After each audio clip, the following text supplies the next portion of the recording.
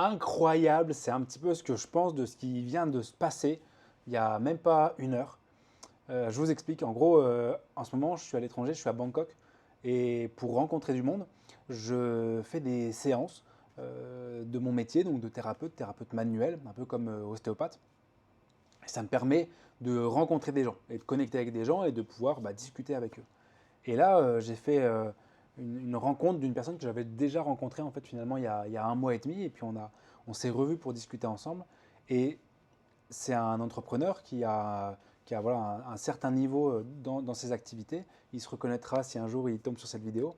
Et j'ai été tellement inspiré par la vision qu'il m'a donnée, par ce qu'il m'a transmis. D'ailleurs, je le remercie. Si jamais tu regardes cette vidéo, merci beaucoup. C'est incroyable comment parfois une discussion de 20 minutes, d'une heure et demie, peut tellement changer ton état d'esprit par rapport à ce que tu pensais être vrai, ce que tu pensais être la réalité. En gros, je pensais que dans mon activité de thérapeute, j'avais atteint le maximum de ce que je pouvais faire. Que mon cabinet, je ne pouvais pas l'amener plus haut en termes de chiffre d'affaires, en termes de fréquentation, en termes de revente. Et en fait, il m'a dit, en fait, tu es juste au début, tu n'as même pas commencé. Tu as atteint le premier niveau et il va y avoir tellement plus après, quoi. Je trouve ça fou comment le fait de se faire coacher, entre guillemets, d'avoir un regard extérieur sur une situation peut nous permettre de vraiment progresser. Si tu débarques sur la chaîne, bienvenue, je m'appelle Lucas, je fais une vidéo par jour. Comme tu peux le voir, cette vidéo n'a pas de script, hein. C'est vraiment un témoignage sincère et honnête de ce que je vis. Et je trouve ça fou à quel point cette discussion m'a m'a aidé et je sais va m'aider dans le futur. Et tu sais, des fois, je pense que tu as déjà vécu ça, des moments où tu sais très bien que tu as une expérience dans la vie qui va te modifier, qui va te changer.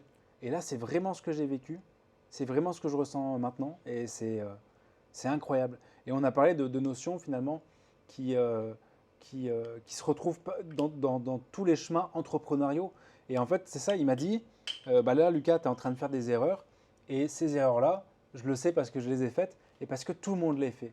Et il m'a dit, il y a des patterns, c'est tout le temps les mêmes erreurs, tout le temps les mêmes erreurs. Et là, en l'occurrence, c'était le fait de me disperser, alors que, parce que j'avais envie de faire plein d'autres business différents à côté de mon cabinet, et de l'e-commerce, de l'infoprenariat, des choses comme ça. Et il m'a dit, en fait, là, tu vas te disperser, tu vas partir sur des choses dont tu n'as aucune compétence, aucune expérience. Alors que si tu pars de ce que tu sais déjà faire, ce dont tu as une expérience, une compétence, une appétence, un truc, quelque chose que tu aimes faire, en l'occurrence moi mon cabinet, ça sera beaucoup plus facile en fait. Tu peux l'amener beaucoup plus haut, tu peux faire différemment, tu peux déléguer plus. Et, et il m'a dit ça, c'est des erreurs qu'on retrouve tout le temps, tout le temps, tout le temps. Et lui, il est arrivé à un certain niveau où finalement il a rencontré beaucoup de personnes, il a pu faire ses propres erreurs également. C'est pour ça qu'il a la légitimité de m'aider là-dessus. Et il m'a dit, on retrouve tout le temps les mêmes erreurs chez les entrepreneurs. Et c'est pour ça, je pense que c'est hyper important de se faire accompagner, de discuter, d'échanger et de rester ouvert par rapport aux suggestions, de ne pas écouter tout le monde également, parce qu'il m'a dit, voilà, il y a des gens qui pourront t'amener dans l'erreur, par exemple en te disant, voilà, là, il faut absolument que tu fasses du e-commerce, alors que ce n'est pas forcément mon cœur de métier ou mon cœur de cible, tu vois. Et, et je pense que c'est vraiment important de se faire accompagner. Attends, je bois juste un peu d'eau.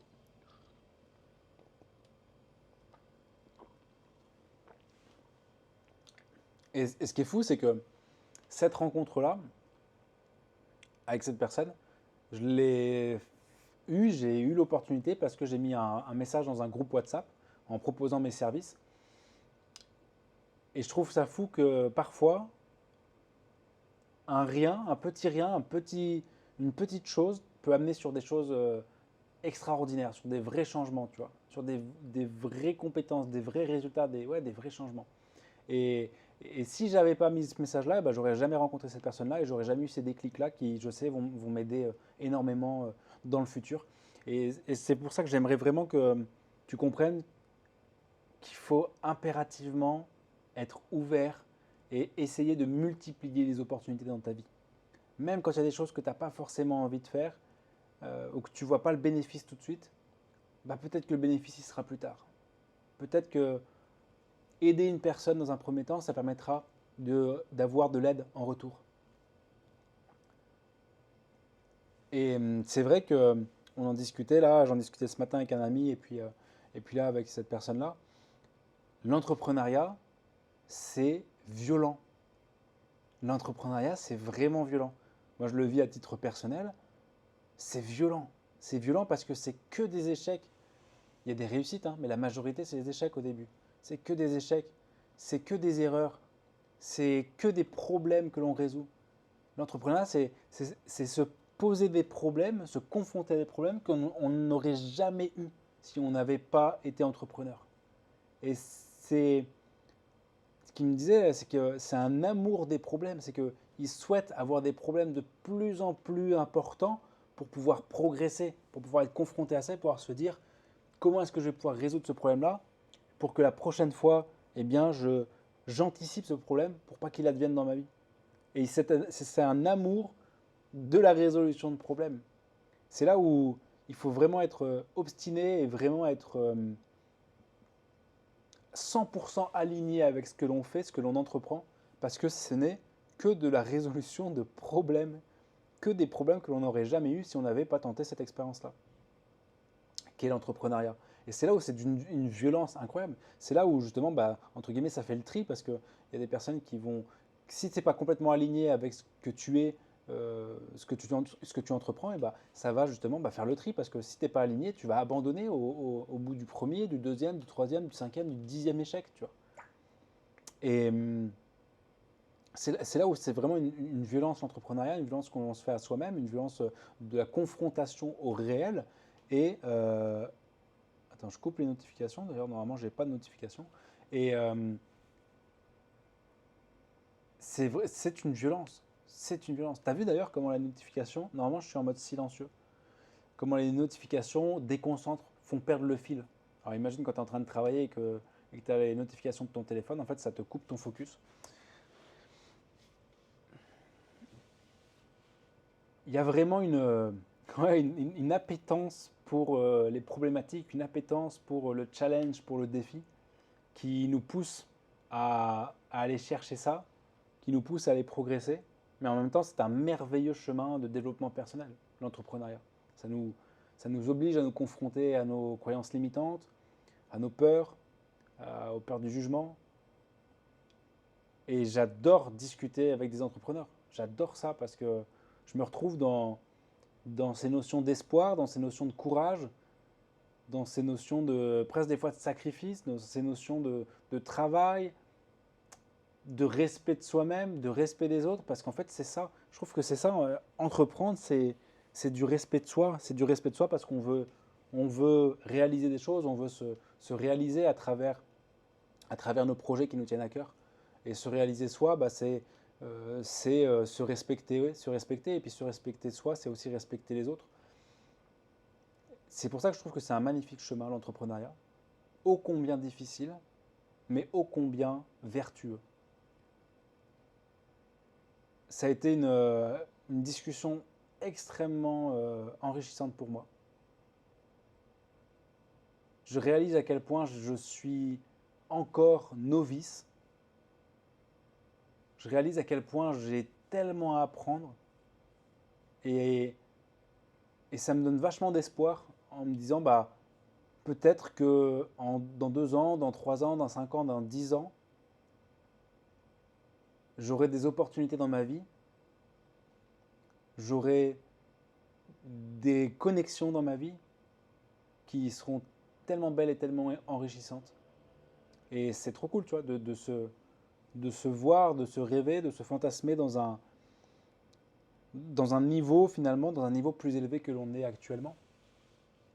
Sans forcément se rabaisser en se disant qu'on est une merde maintenant, tu vois, mais dans le sens où d'être heureux et de ressentir de la joie parce que on sait que c'est en continuant sur ce chemin-là, on va progresser, on va apprendre des choses. Malgré la violence du chemin.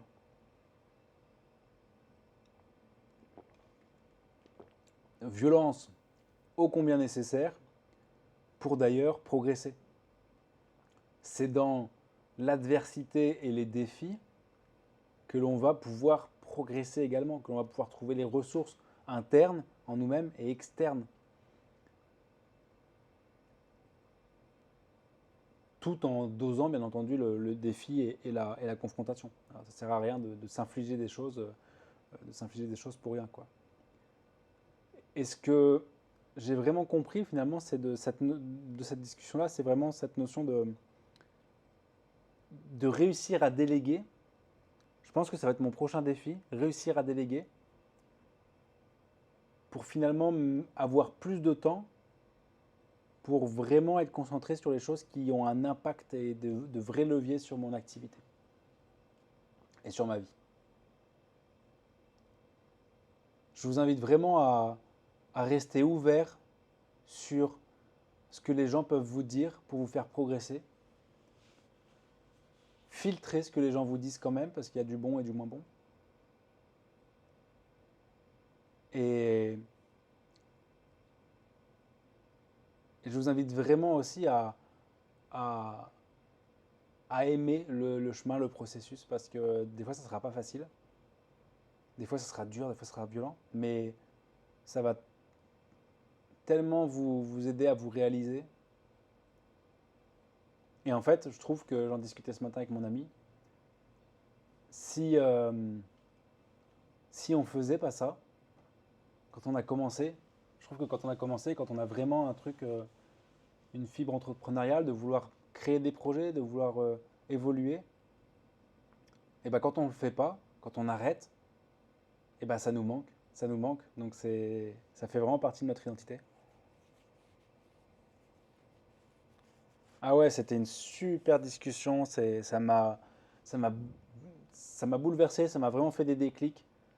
Et, et c'est trop bien en vrai. C'est trop bien de pouvoir discuter avec des gens qui ont les mêmes valeurs, qui sont passés par les mêmes choses et qui comprennent ce que l'on vit, qui comprennent ce que l'on souhaite faire.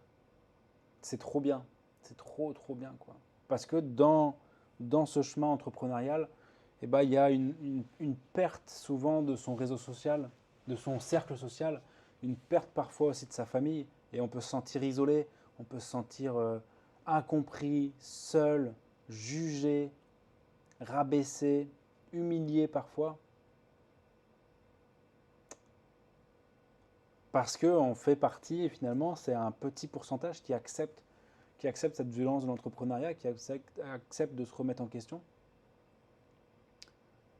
Et ça fait du bien aussi de pouvoir échanger sur ces sujets-là, de pouvoir trouver des personnes qui traversent les mêmes choses, qui ont traversé les mêmes choses. Et ça motive de fou, tu vois. Ça motive et puis ça montre que c'est possible. Je suis trop content de cette rencontre. Je suis trop content de faire ce que je fais actuellement, cette vidéo. Je suis trop content d'avoir réalisé en fait aujourd'hui tout le chemin qui me reste à parcourir parce que parce qu'il me disait plus tu as d'argent, plus tu as des problèmes qui sont gros et plus tu vas progresser et plus tes problèmes ils seront importants. Et il y a vraiment putain, faut vraiment être maso pour aller dans ces trucs-là parce qu'en vrai c'est des problèmes de plus en plus gros mais en même temps c'est tellement stimulant. Et oui, tu vas perdre tes cheveux, tu vois, regarde. Peut-être que ma perte de cheveux elle est accélérée par l'entrepreneuriat. Peut-être que mes rides sont accélérées par l'entrepreneuriat. Mais en même temps, ça fait progresser, tu vois. C'est un chemin personnel, presque spirituel parfois aussi, je trouve. De notre rapport à nous-mêmes, de notre rapport à la vie, de notre rapport à la mort également. Pourquoi notre rapport à la vie et à la mort? Parce que tout peut s'arrêter demain. On peut avoir une crise cardiaque demain, on peut faire un AVC, on peut se faire renverser par une voiture. Et c'est cette notion de qu'est-ce que j'ai fait aujourd'hui qui m'a rendu fier qui m'a donné un sentiment d'accomplissement, qui a permis de me réaliser aujourd'hui. Et ça passe souvent par, ça peut être en tout cas, passer par l'entrepreneuriat, par faire un projet que l'on aime, travailler pour un projet que l'on aime. Et c'est pour ça que je trouve que c'est aussi une quête spirituelle, entre guillemets. Ça fait réfléchir, enfin en tout cas, ça nous donne à réfléchir sur notre rapport à la vie, à la mort et puis à nous-mêmes. Je suis trop content, effectivement, de ce déclic que j'ai eu sur ce qu'il est possible de faire dans ma situation. Là où j'avais l'impression de me dénigrer un petit peu en me disant, bah ouais, mais regarde les autres, ils font du e-commerce, ils font de l'infopreneuriat, ils ont des business en digital, ils peuvent vivre où ils veulent, tout ça. En fait, ma pratique, ma situation de vie, elle est tout aussi enviable. Elle a des points négatifs et des points positifs.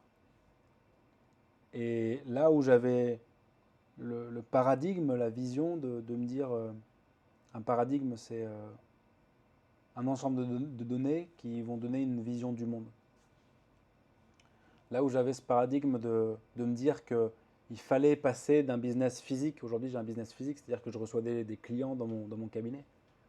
Là où il fallait impérativement passer d'un business physique à un business en digital, du e-commerce, de l'infoproduit, en fait, ce n'est pas une obligation. C'est pas une obligation et je peux tout à fait croître dans un business physique. Et ça, j'en avais pas conscience parce que je m'étais dit que j'étais arrivé au maximum, à un palier maximum de ce que je pouvais faire. Et en fait, non. En fait, non, le chemin, il y a encore plein de trucs à faire, plein de trucs à faire. Et puis surtout que l'un n'empêche pas l'autre. Le business physique et le business digital peuvent communiquer très bien ensemble et communiquent très bien ensemble d'ailleurs. Je trouve ça trop cool d'avoir autant d'opportunités dans la vie, de pouvoir, de faire en sorte d'être le plus ouvert à ces opportunités-là et à ces échanges-là. Et je suis hyper reconnaissant de pouvoir vivre cette vie-là et de pouvoir expérimenter ça, essayer, me tromper, échouer, et puis apprendre à travers ça. C'est une vidéo hyper personnelle, hein, pour le coup là. Je suis hyper reconnaissant de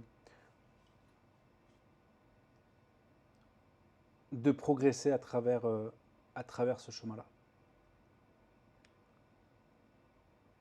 Ah, c'est fou, tu vois. C'est fou comme une discussion business, finalement, va autant impacter au niveau émotionnel parce que les problèmes que l'on a, les problèmes de croyances limitantes que l'on a, d'estime de nous-mêmes, de vision de nous-mêmes, de la réalité. J'ai fait une vidéo hier à propos de comment est-ce que le fait de naître dans une famille pauvre ou modeste nous ingramme dans le cerveau, nous conditionne à rester pauvre, nous conditionne à ne pas voir les opportunités, à ne pas les saisir,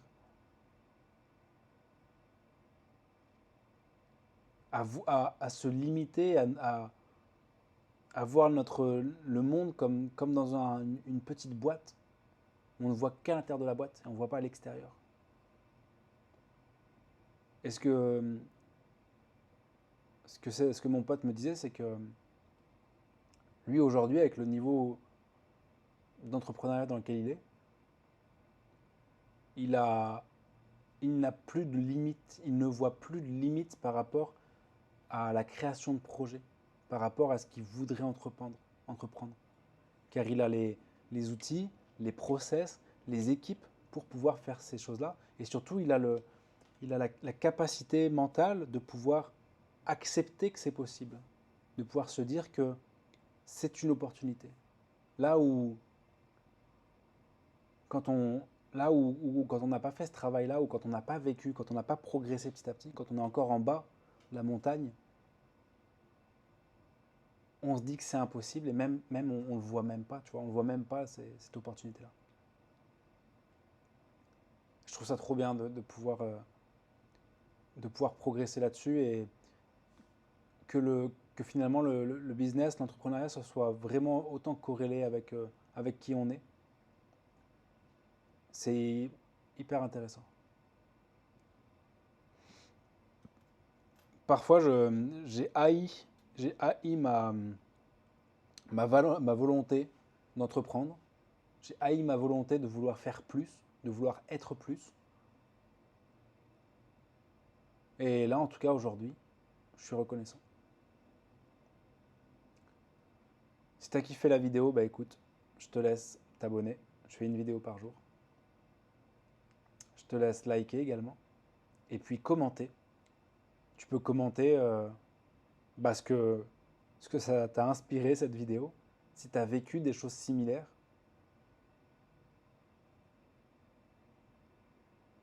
Et on se voit bientôt, demain, pour une nouvelle vidéo. Travaille bien. C'était Lucas. Ciao.